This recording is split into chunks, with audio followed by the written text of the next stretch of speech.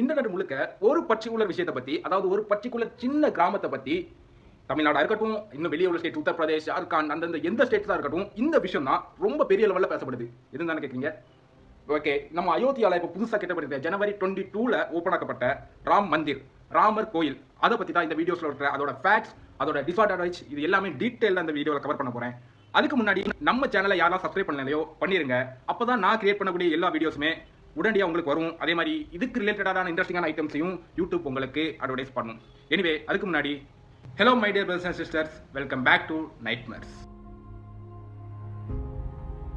இவ்வளோ பிரம்மாண்டம் மட்டும் இவ்வளோ பைசா செலவழிச்சு ஒரு பெரிய மேனுஸ்கிரிப்டாக கெட்டிருக்காங்க. அதோட ஃபர்ஸ்ட் அட்வான்டேஜ், அதாவது பிக்கஸ்ட் அட்வான்டேஜ் அப்படின்னு சொல்லியாச்சுன்னா, உங்களுக்கு எல்லாருக்குமே தெரியும், இந்த அயோத்தியாங்கிறது ஒரு ரொம்ப சின்ன கிராமம். அதுவும் உத்தரப்பிரதேசில் யூபியில் இருக்கக்கூடிய ஒரு சின்ன கிராமம் அயோத்தியா. இதில் வந்து இந்த அயோத்தியாவில் யாருக்கனவே ஸ்டாச்சு ஆஃப் யூனிட்டின் 2018ல் ஒரு ஸ்டாச்சு கட்டியிருக்காங்க. அந்த ஸ்டாச்சுவோட வேல்யூ, அந்த ஸ்டாச்சுவோட பட்ஜெட் எவ்வளோனா கிட்டத்தட்ட 3000 கோடி செலவில் அந்த ஸ்டாச்சு கட்டப்பட்டிருக்கு. ஓகேங்களா? கேட்கலாம், 3000 கோடி ஸ்டாச்சுவில் எப்படி ஸ்டாச்சு அந்த அளவுக்கு என்ன இதுன்னு. அந்த ஸ்டாச்சுவில் யூஸ் பண்ணது எல்லாமே France, stones and ions, cements use பண்ணவே இல்லை. அதுதான் ஃபேக்ட்ஸ். அந்த ஸ்டாச்சு தான் உத்தரப்பிரதேசோட ஒரு சின்னமாட்டே இருந்தது. இப்போ அதுக்கு அப்படியே அடுத்தபடியாட்டு ஒரு பிக்கஸ்ட் சின்னம் இல்லை ஸ்டாச்சு ஆஃப் இதெல்லாம் என்னடா நான் தாண்டா ஆளு அப்படின்னு சொல்ற மாதிரி வந்திருக்கிறது தான் இந்த அயோத்தியாவில் இருக்கிற 1800 கோடி செலவில் கட்டப்பட்ட இந்த ராமர் மந்திர், ராம் மந்திர். இதோட பேஸ்மெண்ட் மட்டுமே 21 அடி. கொஞ்சம் கற்பனை பண்ணி பாருங்களேன். நான் வந்து ஹைட்டை சொல்லலை, அகலத்தை சொல்கிறேன். 21 ஃபீட் அகலத்தில் உள்ள ஒரு கிரானைட் கல்ல அந்த கோயிலுக்கு கீழே ஃபுல்லாக அந்த கிரானைட் கல் தான் இருக்குது. நம்மளாம் வீட்டில் பேஸ்மெண்ட் போடும்போது பார்த்துருப்பீங்களே, ஒரு வரிசையாக தான் கட்டி வச்சிருப்போம். இப்போ ஒரு கட்டமாட்டு ஒரு வீடு கட்டுறோம்னா அந்த கட்டமாட்டு நம்ம வந்து பேஸ்மெண்ட் போடுவோம். ஆனால் இது அப்படி இல்லை, ஒரு பிளேட் மாதிரி 21 ஃபீட்டில் ஒரு கிரானைட் கல்லை அப்படியே வச்சிருக்காங்க. இது வந்து இது வரைக்குமே எந்த கோயிலுக்கும் அல்லது எந்த மேனுஸ்கிரிப்டுக்கும் இந்த மாதிரி பண்ணது கிடையாது. ஓகேங்களா? இப்போ 1800 கோடி செலவில் இதை கட்டியிருக்காங்களே, இதனால என்ன ப்ராஃபிட் வரலாம் அப்படின்னு நீங்கள் யோசிக்கலாம். இது தான் இனிமேல் கொஞ்சம் வருஷங்களில் இந்தியாவோட டூரிஸ்டத்தை எங்கேயோ கொண்டு போகுதுன்னு சொல்ல உங்களை நம்ப முடியுமா? Yes, of course. ஒரு மாதத்துக்கு இது வந்து இந்தியாவோட அத்தாரிட்டிஸ் சொன்னது, ஒரு மாதத்துக்கு குறையாம, இதோட செகண்ட் அட்வான்டேஜ் கூட வச்சுக்கலாம், குறையாம 20,000 கோடியிலிருந்து 25,000 கோடி இந்த கோயில் ரெவன்யூ மூலம் மட்டும் வரலாம். எப்படி? 20,000 கோடியிலிருந்து 25,000 கோடி, அதுக்கு மேலேயும் போகலாம். ஆனால் மினிமமா 20,000 கோடி இந்த கோயில் டூரிசம் ரெவன்யூ மூலமா கலெக்ட் பண்ணும். அப்படி நம்ம கணக்கு போட்டாச்சுன்னா கிட்டத்தட்ட ஒரு வருஷத்துக்கு 4 லட்சம் கோடி, 4 லட்சம் கோடி டூரிசம் ரெவன்யூ வாட்டி இந்த கோயில் கலெக்ட் பண்ணும். இப்படி ஒரு 4 லட்சம் கோடி கொஞ்சம் இமேஜின் பண்ணி பாருங்களா, ப்ளோயிங் யுவர் மைண்ட். அப்படி தானே? 4 லட்சம் கோடி இந்த டூரிசம் ட்ரெயின் பண்ண போது அந்த ஸ்டேட்டுக்கு தான். அந்த ஸ்டேட் இதை எப்படி வேணாலும் கொண்டு போகலாம். அந்த ஸ்டேட்டை இந்த டெவலப் பண்ணது ஒரு பிக்கஸ்ட் ரிசோர்ஸாக தான் இருக்கும்னு நான் நம்புகிறேன். எனிவே, நீ அடுத்த அட்வான்டேஜ் அப்படின்னு சொல்லியாச்சுன்னா, இப்போ இந்த ராம் மந்திர் கட்டிட்டாங்கல்ல கவர்மெண்ட், அது ஒரு சின்ன கிராமம், நான் யாருக்கிட்டே சொல்லியிருந்தேன். அதனால அதுக்கு அந்த கிராமத்துக்கு ஏற்ற ஃபெசிலிட்டிஸ் அதெல்லாம் இருக்குது. அந்த இந்த கோயில் வரதுக்கு முன்னாடி இருந்திருக்காது. இப்போ இந்த கோயில் கட்டப்பட்டாச்சு, கட்டியாச்சு. இனிமேல் இந்த சுற்றி அந்த கிராமத்தில் சுற்றி கிட்டத்தட்ட 200 வாட்டர் ரிசர்வியர்ஸ் இருக்குது. வாட்டர் ரிசர்வியர்ஸ் தெரியுங்களா? ஏரி, குளங்கள், அந்த மாதிரி ஒரு 200 அணை இருக்குது. 200 வாட்டர் ரிசர்வியர்ஸ் அடக்குனதான் அந்த அயோத்திய பூமி, அயோத்திய கிராமம். இப்போ அந்த வாட்டர் ரிசோர்ஸை இந்த கவர்மெண்ட் கண்ணுக்கு படுது. ஏன் படுதுன்னு சொல்லியாச்சுன்னா, நமக்கு எல்லாருக்குமே தெரியும், அந்த ராமர் மந்திர் அந்த இடம் வந்து ராமர் ஜென்ம பூமி, ராமர் பிறந்த இடம். அதை மைய கருத்தில் வச்சுட்டு இப்போ அதுக்கு சுற்றி உள்ள எல்லா வாட்டர் ரிசர்வியர்ஸையுமே ராமர் பழகப்பட்டது, அதாவது இப்போ ராமர் போய் தண்ணி எடுத்த இடம், ராமர் போய் குளிச்ச இடம், அந்த மாதிரி இருக்கிறனால அந்த 200ஐயுமே தூர்வாரதுக்கும் அந்த 200ஐயுமே மெயின் இன் ஃப்ளோவில் வைக்கிறதுக்கும் சென்ட்ரல் கவர்மெண்ட் இது எடுத்திருக்கு, ஆக்ட் எடுத்திருக்கு. இதனால அங்கே உள்ள 200 ரிசர்வியர்ஸ், வாட்டர் ரிசர்வியர்ஸுமே செல்வ செழிப்பாட்டு நீர் வளத்தோடு இருக்கும் அப்படிங்கிறதையும் சொல்லியிருக்காங்க. இதுவும் ஒரு மேஜர் அட்வான்டேஜாக இருக்குது.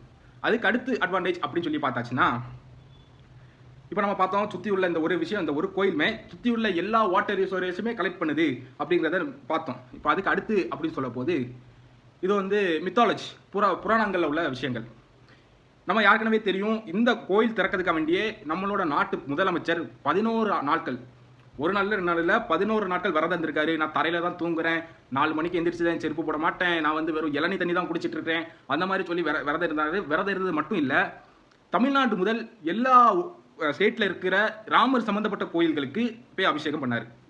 அந்த மாதிரி நிறைய விஷயங்கள், கல்ச்சுரல் டெவலப்மெண்ட்ஸ் பண்ணார். இப்போது அதே மாதிரி தமிழ்நாட்டில் இருக்கிற ஸ்ரீரங்கமாக இருக்கட்டும், வைஷ்ணவராக இருக்கட்டும், இந்த மாதிரி சின்ன சின்ன கோயில்கள் கூட அந்த மித்தாலஜி கனெக்ட் ஆகிறதுனால, அதாவது ராமர் காலத்தில் நடந்த விஷயங்கள் இது கூட கனெக்ட் ஆகிறதுனால, இப்போ இதை வச்சுட்டு அந்த ராம் மந்திரை வச்சுட்டு இந்த டூரிசமும் இப்போ அதை பார்க்க வரவங்க வெளிநாட்டில் உள்ளவங்க அதே மித்தாலஜியை கேரி பண்ணி இங்கேயும் வரலாம். இந்த வைஷ்ணவபுரத்தில் இருக்கிற கோயிலுக்கும் வரலாம், ஸ்ரீரங்கநாதர் கோயிலுக்கும் வரலாம். அப்படிங்கிறதுனால இந்த டூரிசமும் டெவலப் ஆகும். உத்தரப்பிரதேசத்துக்கு மட்டும் இது பொதுவானது, உத்தரப்பிரதேசத்துக்கு மட்டும் இது கொடுக்க போகிறது இல்லை, சுற்றி உள்ள எல்லா ஸ்டேட்டுக்குமே இது டெவலப் பண்ணும் அப்படின்றதே சொல்லியிருக்காங்க. எனிவே, இப்போ நான் உங்கள்கிட்ட கேட்குற கேள்வி என்னன்னா, இப்படி 1800 கோடி செலவில் கட்டின கோவில் இந்த அளவுக்கு பேசப்படுதுன்னா அதுக்கு முக்கியமான காரணம் எதாட்டு இருக்கலாம். ஏன்னா நான் வந்து சென்னையில் வச்சாங்க பேனா சிலை, அந்த மாதிரி சிலை வச்சாங்க, அதுவே நிறைய கோடி வந்துச்சு, 800 கோடி 900 கோடி வந்துச்சு. ஆனால் அது இந்த அளவுக்கு பேசப்படலை. ஆனால் இது அந்த அளவுக்கு பேசப்படுதுன்னா அதுக்கு ஒரு ரீசன் நீங்கள் கமெண்ட்டில் சொல்லுங்கள். இது ஒரு கேமாக கூட இருக்கலாம், ஓகேயா? அதுக்கு ஒரு ரீசன், இது ஏன் இவ்வளோ தூரம் பேசப்படுது? நான் இப்போ அட்வான்டேஜஸ் மட்டும் தான் சொன்னேன், இவ்வளோ தூரம் பேசப்படுறதுக்கு ஒரு ரீசன் நீங்கள் கமெண்ட்டில் சொல்லுங்கள். ஓகே, எனிவே இனி நம்ம அடுத்து டிஸ்அட்வான்டேஜுக்குள்ளே போயிடலாம், ஓகேங்களா? டிஸ்அட்வான்டேஜ் பேசி பேசும்போதே கொஞ்சம் கஷ்டமாக தான் இருக்குது. ஃபர்ஸ்ட் டிஸ்அட்வான்டேஜ் அப்படின்னு சொல்லியாச்சுன்னா, இப்போ அந்த அயோத்தியா ராம் மந்திர், ராம ஜென்மபூமி அது கட்டியிருக்காங்கல்ல, அந்த இடம் பர்டிகுலராக அந்த இடம் இந்த உத்தரப்பிரதேசத்தில் எந்த, அதாவது நார்த் அந்த பார்டரில் எந்த இடமே பார்க்காத அளவுக்கு, எந்த அளவுக்குமே இது வரைக்கும் பார்த்துருக்காத அளவுக்கு எர்த்குவேக் சஸ்பெனபிலிட்டி பிளேஸாக இருக்குது. அப்படின்னா எந்த இடத்துலையுமே அந்த அளவுக்கு எர்த்குவேக் வராது, அடிக்கடி அடிக்கடி அடிக்கடி அதிகமாக அப்படி வந்துட்டே இருக்கும். இப்போ இவங்க பர்டிகுலராக கட்டியிருக்கிற அதே பில்டிங், அதே மேனுஸ்கிரிப்ட் அந்த எர்த்குவேக் சஸ்பெனபிலிட்டிக்கு நடு பக்கத்தில் இருக்குது அப்படின்னு சொல்லியாச்சுன்னா அட்லீஸ்ட் ஒரு 6.5%, 6.5 கிலோமீட்டர் ரேடியஸில் ஒரு எர்த்குவேக் வந்தால் கூட அந்த கோயிலால் நிலச்சி நிற்க முடியுமா தெரியல. இவங்க 20 ஃபீட்டில் அடியில் வச்சிருந்தாலும் நேச்சர் கூட போட்டி போட முடியாதுல்ல. என்னதான் வட்டி கட்டி வச்சா நேச்சர் கூட போட்டி போட முடியாதுல்ல. ஒருவேளை எர்த்குவேக் வந்துச்சுன்னா ஒரு சேடஸ்டான எண்டில் போய் முடியலாம். அது ஒரு மேஜர் டிஸ்அட்வான்டேஜ். இவங்க அதை இடத்த மாற்றி வச்சிருக்கலாம். ஆனால் அந்த பர்டிகுலர் இடத்துல வச்சது ரொம்பவே டேஞ்சர். அங்கே நிறைய டூரிஸ்ட் பிளேஸ் வர, ஒருவேளை அந்த மாதிரி பெரிய டிசாஸ்டர் வந்துன்னா நிறைய டூரிஸ்ட் பாதிக்கப்படுவாங்க. அதெல்லாம் சொல்லும்போது ரொம்ப கஷ்டமாக தான் இருக்குது. எனிவே, அடுத்த டிஸ்அட்வான்டேஜ்னு சொல்ல போது, இப்போ நான் யாருக்கனே சொல்லியிருந்தேன், அயோத்தியா வந்து ஒரு சின்ன கிராமம். இப்போ இந்த சின்ன கிராமத்தில் இந்த பர்டிகுலர் ராம் மந்திர் வரதுக்கு முன்னாடி எந்த டெவலப்மெண்ட்டுமே கிடையாது. ஸ்டில் நவ் டே எந்த டெவலப்மெண்ட்டே கிடையாது அந்த ராம் மந்திரை தவிர. இப்போ கொஞ்சம் நீங்கள் நினச்சி பாருங்களேன், நீங்கள் ஒரு பில்டிங், ஒரு டூரிஸ்ட் பிளேஸுக்கு போகணும். ஆனால் போகிற வழியில் உங்களுக்கு ரோடு சரியில்லை, நீங்கள் தங்குறதுக்கு ஹோட்டல்ஸ் இல்லை, நீங்கள் சாப்பிட்றதுக்கு ஃபுட்டு தரதுக்கு எதுவும் இல்லை, ரொம்பவே நேரோ ஸ்பேஸாக எந்த ஃபெசிலிட்டிஸுமே இல்லாமல் இருக்குது. அப்போ நீங்கள் அந்த டூர் விஷயத்துக்கு நீங்கள் விரும்புவீங்களா? இல்லை அந்த இடத்துக்கு போயிட்டீங்க, திருப்பி வரப்போது டிரான்ஸ்போர்ட் ஃபெசிலிட்டிஸ் இல்லை, எதுவுமே இல்லைன்னா அந்த டூரிஸ்டம் ரன் ஆகாது. கரெக்டில் அதே போல தான் இப்போ இருக்கிற அயோத்தியாலையுமே எந்த ஃபெசிலிட்டிஸுமே இல்லை. அந்த ஏரியாவுக்கு, அந்த அயோத்தியா கிராமத்துக்கு அந்த பர்டிகுலர் ராம் மந்திரை தாங்கக்கூடிய சக்தி கிடையாது. அந்த டூரிசம் பிளேஸுக்கு அந்த லெவல் எதுவுமே இல்லை. சொல்லப்போனால் அந்த ஃபெசிலிட்டிஸ் எதுவுமே அதுக்கு கிடையாது. அதனால இவங்க இப்படி அந்த இடத்துல வச்சதுனால ஃபர்ஸ்டே அயோத்தியா ஃபுல்லாகவே டெவலப் பண்ணியிருந்தால் இந்த பிரச்சனைக்கு வந்து நிற்க மாட்டாங்க. ஒரு சின்ன எக்ஸாம் சொன்னேன், 22ல் ஓப்பன் ஆக்கப்பட்டுச்சு. நிறைய செலிபிரிட்டிஸ், நிறைய ஃபெஸ்டிவல் கேரவன்ஸ் எல்லாமே அங்கே போச்சு. ஆனால் போனவங்களுக்கு திருப்பி வரதுக்கு ஃப்ளைட் விட டிலே ஆகிட்டு அந்த அளவுக்கு. அதாவது ஏன்னா அந்த அளவுக்கு ரஷ் இருக்குது, அந்த ஊருக்கு அதை தாங்கக்கூடிய சக்தி இல்லை. அவ்வளோ தூரம் டிராஃபிக் ஜாமாக இருக்கட்டும், அவ்வளோ தூரம் டிரான்ஸ்போர்ட்டேஷனாக இருக்கட்டும், எதையுமே அந்த ஊருக்கு தாங்கக்கூடிய சக்தி இல்லை. அந்த ஊரில் அந்த அளவுக்கு ஃபெசிலிட்டிஸ் இல்லை. இதை ஃபஸ்ட் அவங்க டெவலப் பண்ணல, அதை ஃபஸ்ட் அவங்க மைண்டில் ஏற்றுக்கல. இதுவே ஒரு மேஜர் டிஃபெக்டாக இருக்குது, ஓகேங்களா? இனி நம்ம தேர்ட் அட்வான்டேஜ் சொல்லும் போது, எஸ், எலெக்ஷன் வர பக்கத்தில் வருது. யாருக்குனவே தெரியும் இதை கொண்டாடுறவங்க, அதாவது ராமர் கோயில் திறந்ததை கொண்டாடுறவங்க ஒரு பக்கம் இருந்தாலும் இன்னொரு பெரிய பக்கம் இதனால் பாதிக்கப்பட்டவங்களும் இருக்காங்க.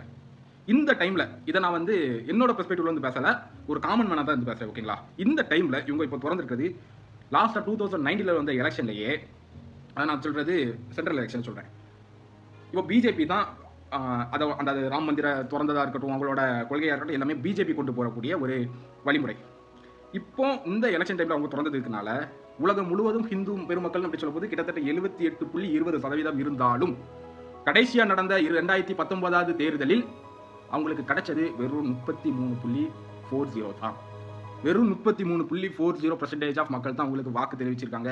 அந்த வாக்கு தெரிவித்த முதல்ல தான் உங்களுக்கு வின் பண்ணப்பட்டிருக்கு. ஆனால் இவங்க இந்த எலெக்ஷன் டைமில் இப்படி ஒரு விஷயத்தை பண்ண போது இந்த பெருமக்கள் இருக்காங்களே, இதை எதிர்க்கிற பெருமக்கள் வந்து இவங்க மேலே உள்ள ஹேட்டர் தான் அதிகமாக தவிர இவங்களை சப்போர்ட் பண்ணுவாங்கன்னு கேட்டால் அது தெரியாது, சப்போர்ட் பண்ண மாட்டாங்க. நீங்களே யோசிச்சு பாருங்களேன், நமக்கு பிடிக்காத ஒரு விஷயத்த ஒரு கட்சி அல்லது அந்த அரசாங்கம் செய்ய போது அடுத்த எலெக்ஷன் வர பக்கத்தில் வரப்போது நம்ம அதை பண்ண மாட்டோம்ல.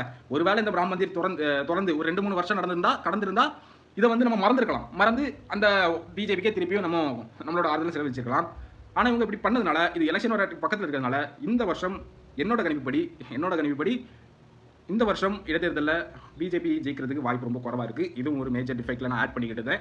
எனிவே இனி 4வது டிஸ்அட்வான்டேஜ் அப்படி சொல்லும் போது இது ரொம்பவே கஷ்டமான ஒரு விஷயம் தான். இது பண்ணியிருக்கணும், கண்டிப்பாக பண்ணியிருக்கணும். இதை அவங்க பண்ணலை. இப்போ யானு நீங்களே சொல்லிடுங்க, அதே கமெண்ட் செக்ஷனில் சொல்லுங்கள். என்ன விஷயம்னா, நமக்கு யாருக்கனவே தெரியும், இந்த ராமர் கோயில் இருந்ததுக்கு முன்னாடி 500 வருட கால 500 வருஷம் கிட்டத்தட்ட ஒரு பெரிய 1000க்கு பாதி 5 செஞ்சுவரியாட்டு ஒரு மசூதி அங்கே இருந்தது. அதுக்கு பேர் பாபரி மசூதின்னு தெரியும். அதை நான் அடுத்து சொல்கிறேன். இப்போ அதை இடித்து அதில் ஒரு அதில் ராமர் கோயில் கட்டிட்டாங்க. 2019 சொன்ன கோர்ட்டு தீர்ப்பு படி இந்த சைடு ராமர் கோயில் கட்டப்பட்டு இருந்தால் மசூதிக்குன்னு தனியாட்டு ஒரு இது கொடுத்துருக்கோம், நீங்கள் அங்கே மசூதி கட்டிடலாம் அப்படின்னு ஒரு கோர்ட்டு தீர்ப்பு கொடுத்தாங்க. ஓகே, அது சிலவங்க ஏற்றுக்கிட்டாங்க, சிலவங்க ஏற்றுக்கல. இதை பற்றி நான் 2வது சொல்கிறேன். இப்போ அந்த மசூதி இருக்கிற நிலைமை அப்படின்னு சொல்லியாச்சுன்னா ரொம்பவே கவலைக்கிடமாக இருக்குது. என்ன சொல்கிறேன்னா, இந்த ஊரில் இருந்து, அதாவது இந்த அயோத்தியா ஊரில் இருந்து கிட்டத்தட்ட 20 கிலோமீட்டர் நினச்சி பாருங்களா, 20 கிலோமீட்டர் தள்ளி ஒரு இடத்த கொடுத்துருக்காங்க அங்கே மசூதி கட்டிக்கலாம் அப்படின்னு சொல்லி. இங்கே ராமர் கோயில் திறக்கப்படுது, அங்கே இன்னும் அடிக்கல் கூட நாட்டலை. இங்கே அந்த மசூதியை பற்றி பேச்சு கூட இல்லை. அந்த அளவுக்கு இருக்குது. யாருமே இதை வந்து கவனிக்க மாட்டேங்காங்க. யாரும் எனக்கு தெரியல கண்டிப்பாக. அதுக்கு காரணம் கேட்டாச்சுன்னா, ஒருவேளை அந்த அங்கே இருக்க முஸ்லீம் ட்ரஸ்டிஸ்ல காரணம் கேட்டாச்சுன்னா, அவங்க என்ன சொல்கிறாங்கன்னா, எங்களுக்கு எந்த ஒரு ஃபேக்கல்ட்டி, எந்த ஒரு ஃபெசிலிட்டிஸுமே அவங்க தரலை, எங்களுக்கு ஆஃபர் எதுவுமே பண்ணலை, இந்த பைசா தரல. இப்போ ராம் மந்திர் கட்டினதுக்கு 1500 கோடி யார் செலவு? கவர்மெண்டோட செலவு. அப்போ இதுக்கு யார் செலவு பண்ணிருக்கணும்? கவர்மெண்ட் தான் செலவு பண்ணியிருக்கணும். ஆனால் எதுவுமே இது வரைக்கும் எங்களுக்கு தரல, எதுவுமே எங்களுக்கு ஆஃபர் பண்ணலை அப்படின்னு சொல்லிட்டு ஒரு பெரிய குற்றச்சாட்டை வச்சிருக்காங்க. இதை கண்டிப்பாக வந்து நிறைய பேர் பேசிருக்கணும், யாரும் பேசலை. ஸோ இது வந்து ஒரு பெரிய மேஜர் எஃபெக்டாக நான் பார்க்குறேன். இது யாருன்னு எனக்கு தெரியல. ஸோ நீங்களே சொல்லிருங்க. இப்படி ஒரு 20 கிலோமீட்டர் தள்ளி, அங்கே 20 கிலோமீட்டர் சொல்ல போது அந்த ஊரில் உள்ளவங்களோட பள்ளியை 20 கிலோமீட்டர் தள்ளி ஊருக்கு எங்கேயோ சைடில் வச்சா அது இப்படி நியாயமா இல்லையா? நீங்களே கொஞ்சம் யோசிச்சு பாருங்களா. அது நியாயமா இருக்காது கண்டிப்பாக. ஓகேங்களா? இது ஒரு 4th மேஜர் டிஃபெக்ட். இதை பற்றி நம்ம கண்டிப்பாக பேசி ஆகணும். இப்போ இந்த ஹிஸ்ட்ரி ஆஃப் ராம் மந்திர் அப்படின்னு சொல்லும்போது தான் அது இன்னுமே வருத்தது முடியாது. இருக்குது இந்த ராமர் கோயில், அதாவது பாபர் மசூதி வரதுக்கு முன்னாடி அந்த இடத்துல ஒரு கோயில் இருந்ததாட்டு, அதாவது ராம் பிறந்த ஜென்மபூமியில் ஒரு கோயில் இருந்ததாட்டு பெரும்பான்மையான ஹிந்துக்கள் மற்றும் அந்த அரசியல்வாதிகள்லாம் நம்புறாங்க. Anyway that their belief. But அந்த இடத்துல என்ன இருந்துச்சு, அந்த இடத்துல பர்டிகுலர் அவங்க நம்புற அந்த டைம்ல இருக்கட்டும் சரி, ஒரு கேஸ் ஃபைல் பண்ற டைம்ல இருக்கட்டும் சரி, அந்த பர்டிகுலர் இடத்துல என்ன இருந்துச்சு சொல்லியாச்சுன்னா, சொல்லியிருந்தோம்ல 500 வருட கால பாரம்பரியமான பாபர் மசூதி இருந்தது. இப்போ அதில் கோர்ட்டில் கேஸ் போடுறாங்க. ஃபர்ஸ்ட் ஒருத்தர் கேஸ் போடுறாரு. யார்கிட்ட கேஸ் போடுறாருன்னு சொல்லியாச்சுன்னா, இங்கிலாந்து கவர்மெண்ட், அதாவது பிரிட்டிஷ் நம்மளை ஆட்சி புரிஞ்சிட்டு இருக்கும்போது அந்த அவங்கள்ட்ட கொண்டு கேஸ் போடுறாங்க. ஆனால் அந்த பிரிட்டிஷ் கவர்மெண்ட் அதை வந்து கல்வி வழியாக நினச்சிட்டாங்க. ஏன்னா அவங்க வந்ததே கொள்கையே வேறு, அவங்களுக்கு இந்த வேலையெல்லாம் பார்த்துட்டு இருக்க டைம் கிடையாது. அதனால அவங்க அதை வந்து கேர் பண்ணவே இல்லை. இப்போ அது கொஞ்ச நாள் கழிச்சு 1947 நம்மளுக்கு சுதந்திரம் கிடைச்ச பிறகு 1949 வந்து இன்னொருத்தர் நேம்லி அத்வானி நினைக்கிறேன், அவர் வந்து கேஸ் ஃபைல் பண்ணுறாரு. சுப்ரீம் கோர்ட் வந்து அதை வந்து தள்ளி போட்டுட்டே இருக்கு. ஃபைனலி 2002 அந்த கேஸோட 1998 அந்த கேஸோட இது வருது. என்ன வருதுன்னா, நீங்கள் அதை இடிக்கக்கூடாது, பாபர் மசூதி இருந்த இடம் அங்கே தான் இருக்கணும், நீங்கள் வேற இடத்துல கவர்மெண்ட் தரக்கூடிய வேற இடத்துல நீங்கள் கோயில் எழுப்பிக்கிடலாம் அப்படிங்கிற சுப்ரீம் கோர்ட் ஆர்டர் வந்த பிறகு, எனக்கு இதுதான் ரொம்பவே கஷ்டமாக இருக்கிறது. சுப்ரீம் கோர்ட் ஆர்டர் வந்த பிறகு 1,50,000 ஹிந்து பெருமக்கள், நினச்சி பாருங்க, இமேஜின் பண்ணி பாருங்க, 1.5 லட்சம் பேர் சேர்ந்து அந்த பாபர் மசூதியை இடிச்சாங்க. இது சொல்லதுக்கே ரொம்பவே கஷ்டமாக தானே இருக்குது. இப்போ நம்ம செலிப்ரேட் பண்ணுறோம், ஆனால் ஹிஸ்ட்ரியை கொஞ்சம் யோசிச்சு பார்க்கும்போது அது உண்மையில் நல்ல கஷ்டமாக இருக்குது. அப்படி இடிக்கிறாங்க. ஒரே நைட்டில் December 6 அதை மொத்தமாக தரைமட்டமாக்குறாங்க அந்த பாபர் மசூதியை. அது கிட்டத்தட்ட 5 ஏக்கர் பரப்பளவு கொண்ட மசூதி, த பிக்கஸ்ட் மசூதி. அதை இடிச்சிருக்காங்க 1.5 லட்சம் பேர். அந்த 1.5 லட்சம் பேருக்குமே எந்த ஒரு தண்டனையும் எந்த ஒரு நடவடிக்கையுமே எடுக்கலை. இன்னும் சொல்ல போனால் ஆர்கே நாயர் தான் அங்கே அந்த டைமில் இருந்த IPS ஹெட் ஆஃப் கமிஷனர் சொல்லியிருக்கலாம். ஒரு 10 பேர் 15 பேர் மட்டும் பிடிச்சாங்க, அரெஸ்ட் பண்ணாங்க. எத்தனை பேர் நான் சொன்னேன், 1.5 லட்சம் பேரில் ஒரு 8 பேரோ, நம்பர் கரெக்டாக தெரியல, ஆனால் என்ற அளவுக்கு ஒரு 20க்குள்ள உள்ள பீப்புள்ஸை கைது பண்ணி உங்களை சிறையில் அடைச்சா. அதுலேருந்து ஒருத்தர் என்ன சொன்னார்னா, எங்களை இடிக்க சொன்னதே இந்த ஆர்கே நாயராக இருக்கிற கமிஷனர் தான் இடிக்கவே சொன்னார், அவங்கள இடிக்கவே சொன்னாங்க அப்படின்னு. இது எந்த அளவுக்கு கிரேசினஸாக இருக்குன்னு எனக்கு தெரியல. எனிவே இந்த வீடியோ முடியதுக்கு முன்னாடி உங்கள்கிட்ட நான் ஒரு 3 கேள்வி கேட்கணும்னு நினைக்கிறேன். ஃபர்ஸ்ட் ஒன், ஏன் இந்த கோயில் இந்த அளவுக்கு சிறப்புடையது, இந்த அளவுக்கு செலிப்ரேட் பண்ணுற அளவுக்கு பேசப்படுது, அதுக்கு ஃபர்ஸ்ட் பதில் சொல்லுங்கள். இது ஒரு குயிஸ் மாதிரி ஃபர்ஸ்ட் உள்ள கேள்வி. 2வது உள்ளது, இந்த பர்டிகுலர் விஷயத்தை அஸ் எ ஹியூமன் பீயினா நம்ம செலிப்ரேட் பண்ணலாமா பண்ணக்கூடாதா, அஸ் எ இந்தியனா நம்ம செலிப்ரேட் பண்ணலாமா வேண்டாமான்னு சொல்லுங்கள். 3rd ஒன், வரக்கூடிய தேர்தலில் யார் வின் பண்ணுவாங்க, உங்களுக்கு ஒரு இது இருக்கும்ல, அதையும் ஷேர் பண்ணுங்கள். சும்மா ஆல் த பெஸ்ட் அப்படிலாம் சொல்கிறது வந்து ஒரு இன்டர்மீடியட்டான கமெண்ட்ஸாக இருக்குது. எனக்கு தெரிஞ்ச இந்த மாதிரி தெரியல. நீங்கள் இப்படி பண்ணும்போது எனக்குமே என்னோட ஆடியன்ஸ் என்ன விரும்புகிறாங்க அல்லது அவங்களோட மைண்ட் செட் எப்படி இருக்குது அப்படிங்கிறது ஈஸியாக புரிய முடியும். எனிவே இன்னொரு வீடியோவில் உங்களை வந்து மீட் பண்ணுறேன். அண்டில் தென் பாய்.